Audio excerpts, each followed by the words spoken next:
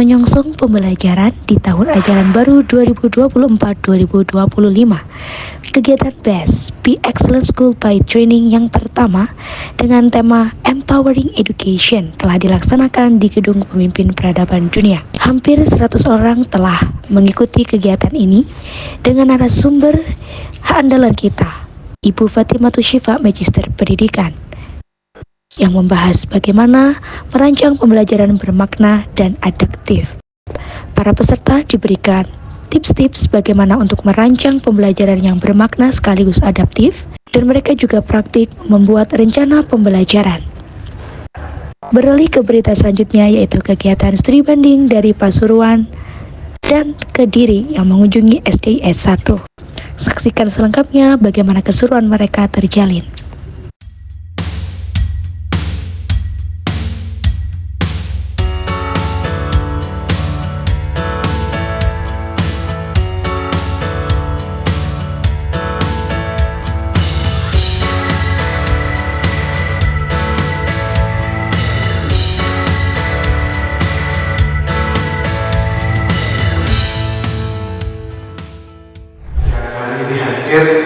Terkonfirmasi 90 orang yang hadir sudah menempati ruangan baru 68 peserta BEST hari ini.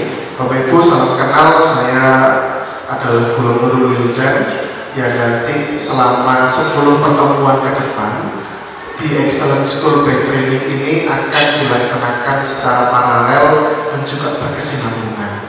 Jadi kalau Bapak Ibu yang mungkin baru mendaftar, yang mendapat WhatsApp ataupun mendapat undangan dari kepala LP Ma'arif masing-masing, insya Allah sudah disampaikan, dan ini adalah pertemuan pertama kami di tahun 2024-2025 ini, tahun ini. Kebetulan juga sudah ada yang sangat legend di BEST ini, jadi sekolah-sekolah yang setiap bulan ikut dari Prambon, Ibu, dari Rotutul Jannah Prambon, dari Blitar, dari Baitun Naim Blitar, terus kemudian Fathul Huda belum datang, Fathul Huda belum datang, dari Sidoarjo Agus Makrudi dan kawan-kawan itu juga sudah setiap kali BEST mengikuti kegiatan ini. Bapak Ibu yang kami hormati, nanti BEST ini akan terbagi menjadi 5 tema umum. Ada 5 tema umum. Kebetulan pada hari ini temanya adalah Empowering Education. Bagaimana kita melalui pendidikan memberikan dampak yang baik untuk anak-anak, yang nanti akan menjadi 2 materi, 2 pertemuan. Bulan ini sama bulan September besok. Serta Bapak Ibu sekalian peserta BEST yang dirahmati Allah SWT. Sehat semua Bapak Ibu sekalian ya. Alhamdulillah. Pertama-tama marilah kita haturkan puji syukur kehadirat Allah SWT yang telah memberikan berbagai kenikmatan kepada kita semua, yang telah memberikan taufik hidayah dan inayahnya kepada kita semua, sehingga pada pagi yang cerah ini di tempat yang insya Allah mubarakah ini kita dapat bersilaturahim, bertemu muka dalam rangka menjalankan BEST bulan Agustus tahun 2024. Salawat dan salam mudah-mudahan selalu tercurahkan kepada junjungan kita Nabi besar Muhammad SAW, para keluarganya, para sahabat-sahabatnya, juga pada umatnya yang selalu setia sampai pada akhir zaman. Mudah-mudahan Bapak Ibu sekalian yang hadir di tempat ini pada hari akhir nanti kita mendapatkan pertolongan syafaat dari Rasulullah SAW. Bapak Ibu peserta BEST yang dirahmati Allah SWT, pada kesempatan ini, pada BEST bulan Agustus tahun 2024 ini, kita mengusung tema Empowering Education, merancang pembelajaran yang adaptif, menyenangkan, dan bermakna. Ini sebetulnya dari tahun ke tahun itu diusahakan seperti itu Bapak Ibu sekalian ya. Cuma sekarang ini kebetulan dengan kurikulum nasional yang dilakukan adalah kurikulum merdeka. Bapak data di sini ada sekitar 91 peserta dari TK sampai SMK. Saya mau soalnya keras nih, ketika saya bilang mana suara guru SD atau TK, guru TK atau PAUD, silakan Bapak Ibu bilang angkat hai gitu ya.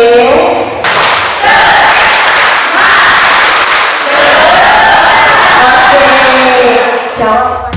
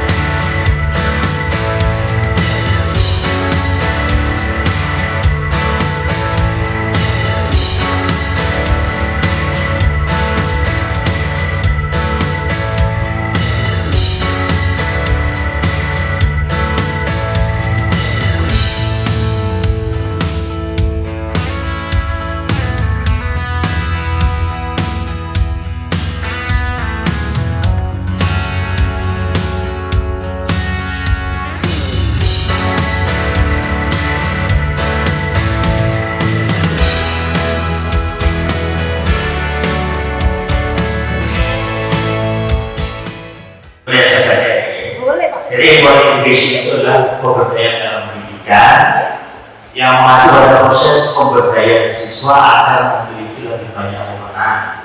Satu, pengalaman belajar mereka, kemudian pengembangan keterampilan berpikir kritis, kemudian goal akhirnya itu mereka bisa menjadi pembelajar sepanjangnya. Terima kasih.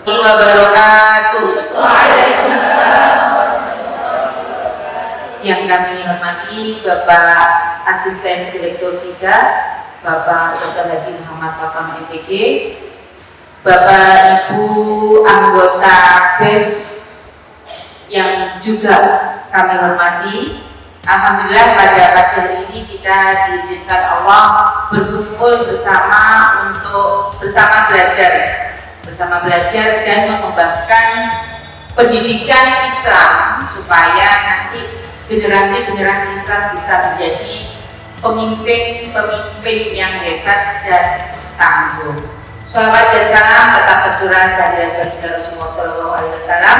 Semoga kita semua bisa mencontoh perilaku beliau dan kita semua kelak mendapatkan syafaat dari Nabi Muhammad SAW. Amin. Biar yang belakang kelihatan saya berdiri di klub sebentar karena orangnya kecil tak lakukan gitu. Tadi bisa kita juga berdiri. Oke, Bapak Ibu, kalau saya masuk pertama kali di sini tadi, kemudian melihat wajah-wajah Bapak Ibu yang hadir di sini, itu kelihatan kalau wajah-wajahnya guru. Kelihatan wajah-wajah orang yang sering berada di sekolah, kelihatan wajahnya. Dan saya belum melihat yang masuk ke sini tuh wajah-wajah pegawai, model-model pegawai bank itu enggak. Jadi kelihatan langkahnya Bu Guru sama langkahnya pegawai bank atau langkahnya CEO itu kelihatan. Pertama dari model jilbabannya, yang perempuan ini saya kan udah jilbabannya ketok. Ketika saya di pasar ketemu orang pasti sudah tahu hari ini guru. Satu, dari penampilannya. Dua, setelah penampilan wajah, dari pakaiannya, dari jilbabannya, dari mungkin potongan rambutnya. Cuman potongan rambut ini agak terkecoh ketika ketemu sama mas-mas muda ini. Kalau nggak pakai kopiah. Jadi ketika di jalan saya naik angkutan umum gitu, saya akan menebak ini dulu apa enggak ya dari fisiknya. Kalau putra nggak pakai kopiah, kalau yang putri mesti kelihatan.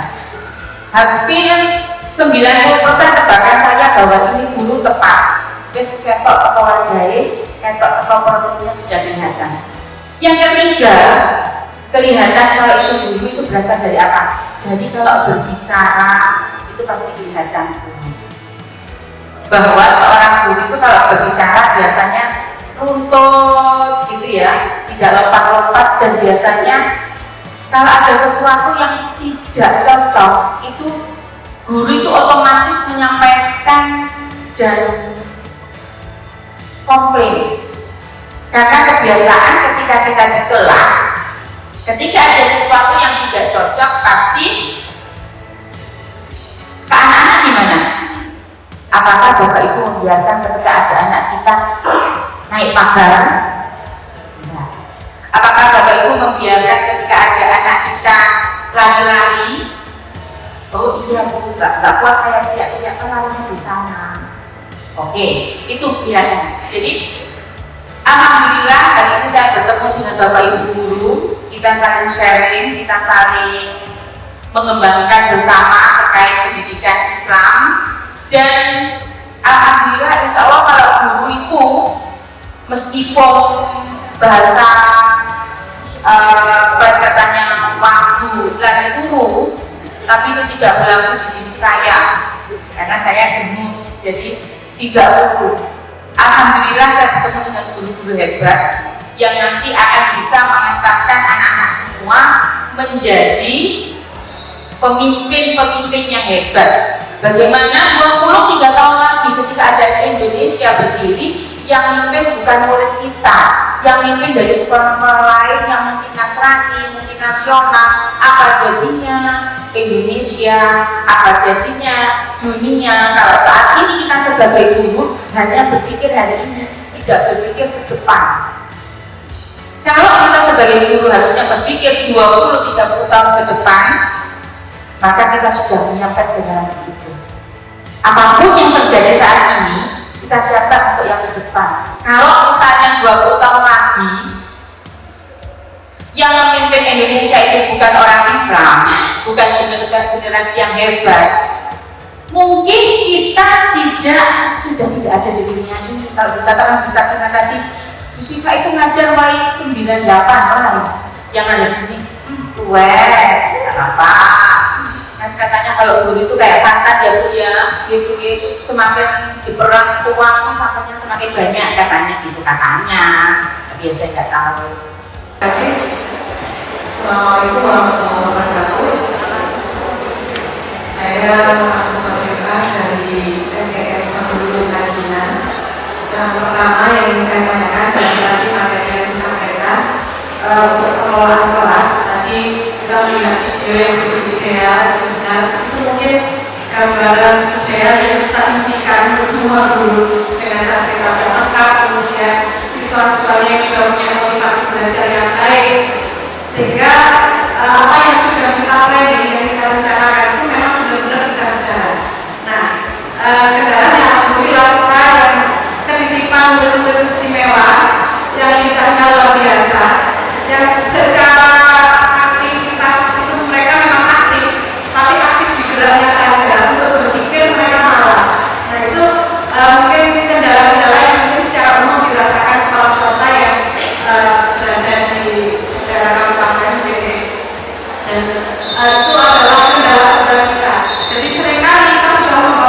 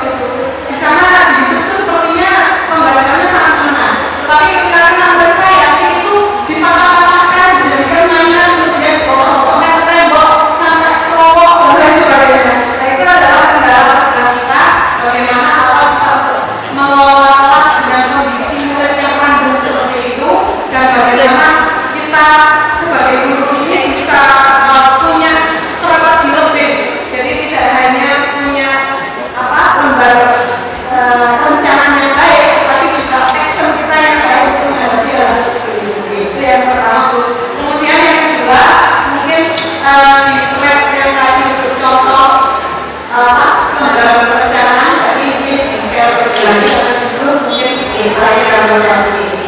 Terima kasih. Assalamualaikum warahmatullahi wabarakatuh.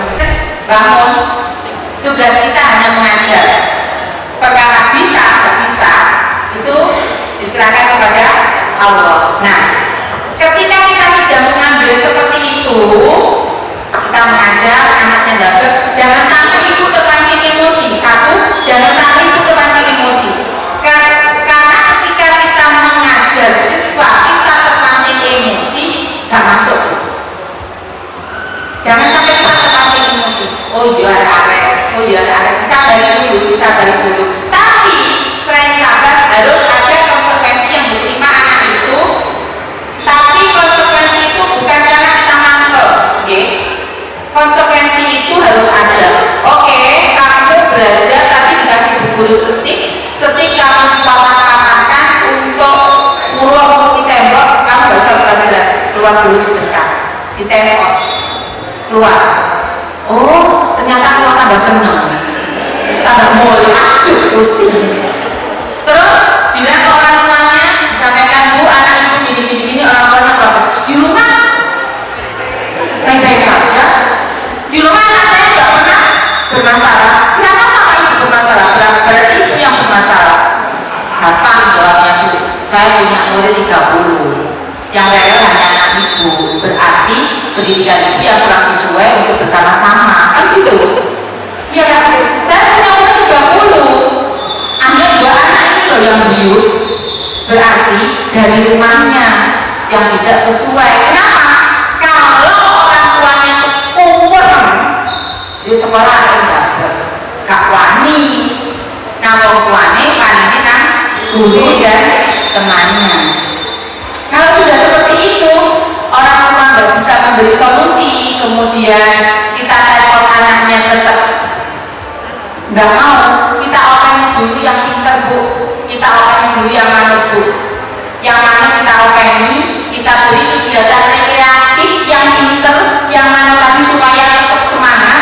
Insya Allah nanti mereka lihat, ternyata aku ketinggalan ya sama temanku, ternyata aku sekarang nggak ikut sama temanku ini ya. Jadi kita buat anak yang manut itu menjadi benar-benar bahagia dalam pembelajaran. Jadi 3 gitu ya. Yang pertama, buat aturan di kelas. Ada tengok yang tidak sesuai, karena dulu kita juga harus tegas. Jangan ikuti siswa. Kalau kamu nggak begini, berarti begini. Ini sudah kita ada kesepakatan di awal. Atau buat kesepakatan di awal. Kalau anak melanggar 1, 2, anak dimaafkan 3 kali tengok, dikeluarkan. Dikeluarkan sepanjang beliau coba kita kerjasama dengan orang tua. Ketika dengan orang tua ternyata orang tuanya tidak mendukung kita, menganggap kita yang aneh, padahal anak saya di rumah ngandung sama saya, ibu sudah harus punya pikiran, oh berarti ini ada orang tuanya yang nggak beres, tapi menyangka sekolah. Jadi kakak ketiga, buat kelas anak-anak yang mantap, tidak semua anak 30 itu nggak mantap semua. Buat anak yang mantap tapi nyaman belajar, sehingga nanti menarik mereka. Terakhir ini, Bu, terakhir yang keempat tip dari saya, kalau bukan kita yang openi anak itu, sedangkan di rumah mereka ternyata anak yang seperti itu kan gak diopeni orang tuanya ya, kurang diopeni, sedangkan orang tuanya juga kurang open, siapa lagi? Itu untuk meningkatkan kesabaran kita. Nek gak aku, tuanya orang reken, kalau gak saya, gimana anak ini nanti? Sehingga nanti muncul kasih sayang, muncul insya Allah dengan seperti itu nulung anaknya. Terakhir yang keempat tadi model apa ya? Model pendekatan spiritual seperti itu. Perkenalkan, sebelumnya terima kasih untuk waktu yang diberikan. Kami dari MIP Dirukal Dr. Jana Prambon akan mencoba mempresentasikan RPP atau rancangan pembelajaran yang kami buat untuk dilaksanakan di MI kami. Untuk tema yang kami pilih adalah numbers, perbandingan 2 bilangan untuk kelas 1 di semester 1. Untuk tujuan pembelajarannya membandingkan 2 bilangan menggunakan kumpulan benda konkret. Kemudian untuk 2 kali 35 menit.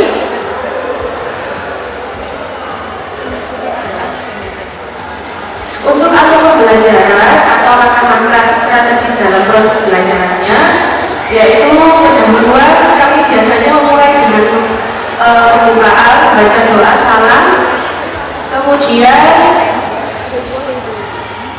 memberikan informasi atas apa yang akan kita pelajari bersama, yaitu dari tujuan pembelajaran dan materi yang akan disampaikan. Jadi saya sharing ini modul yang sudah saya gunakan di proses pembelajaran kemarin. Saya mengambil tema sebenarnya saya di sini menemani anak-anak belajar IPS.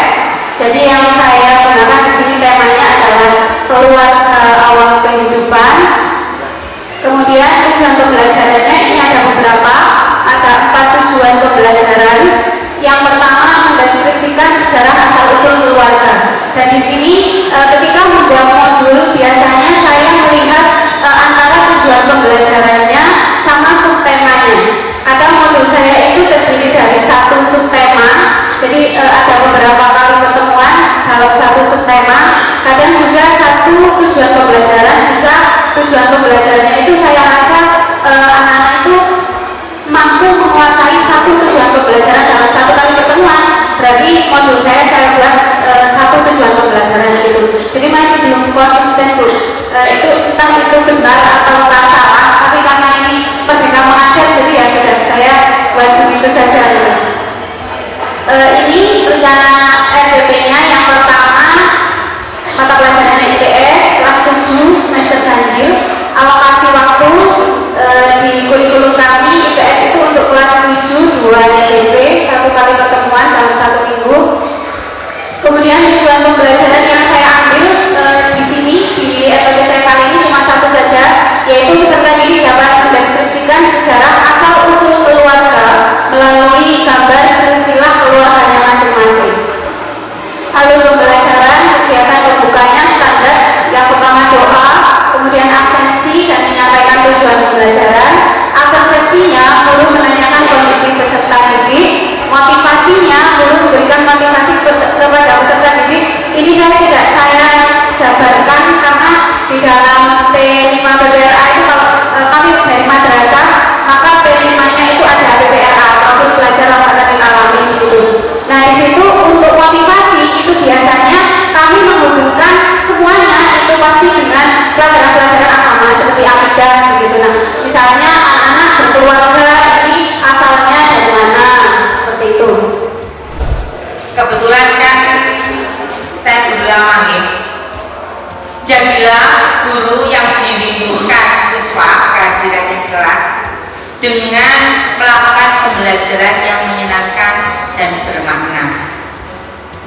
Jadilah guru yang dirindukan siswa kehadirannya di kelas dengan melakukan pembelajaran yang menyenangkan dan bermakna. Itu mungkin quote dari saya untuk pertemuan kali ini. Assalamualaikum warahmatullahi wabarakatuh. Saya Farhan Nur Ahmad dari MI Imam Bonjol, Kota Malang. Saya sebagai peserta BES tahun 2024. Untuk kesan-kesannya mungkin karena saya juga baru mengajar 1 tahun belakangan ini, saya menambah ilmu tentang bagaimana sih cara mengolah kelas yang baik dan sesuai dengan tema hari ini, yaitu adaptif, menyenangkan dan bermakna. Itu mungkin itu kesan-kesannya. Assalamualaikum warahmatullahi wabarakatuh. Perkenalkan, saya atas nama Faikul Saruro dari Sekolah SMP Asma Syari Tuangan. Menurut saya setelah mengikuti kegiatan ini, bagi saya yang sebagai guru pemula sangat membantu untuk pengerjaan RPP dan bagaimana untuk mengembangkan RPP dari ke sekolah dan penerapannya ke siswa, beserta untuk bagaimana kita mengetahui apa saja yang harus kita tuliskan di RPP dan apa saja yang harus kita lakukan di sekolah. Semoga untuk pertemuan selanjutnya lebih bermanfaat bagi saya yang masih pemula ini, dan bagi teman-teman semuanya acara ini tetap semangat dan berjalan lancar. Terima kasih. Wassalamualaikum warahmatullahi wabarakatuh. Pes Sabilillah di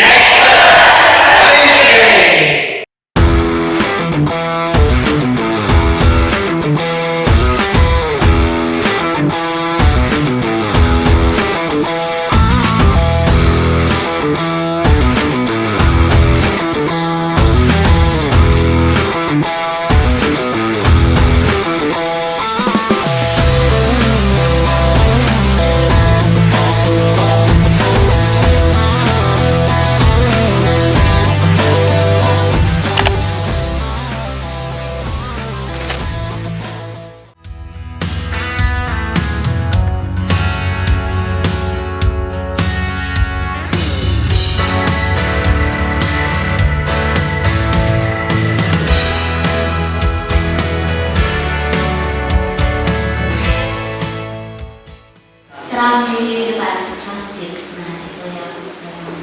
Untuk yang kedua, kegiatan ekskul wajib apakah masuk juga di dalam kegiatan KBF dari hari Senin sampai Kamis? SDIS sukses, Sabilillah bila Multazam sukses, sukses, sukses. Assalamualaikum warahmatullahi wabarakatuh. Saya Farida Aryani, Kepala Sekolah SD Islam Nur Multazam. Alhamdulillah pada hari ini mendapat kesempatan untuk berkunjung ke Sekolah Sabilillah Malang. Semoga kesempatan yang diberikan kepada kami ini memberikan kami ilmu yang bermanfaat yang dapat kami terapkan di sekolah kami. Dan juga semoga kelak kami dapat mengikuti jejak kesuksesan Sekolah Islam Sabilillah Malang ini. Wassalamualaikum warahmatullahi wabarakatuh.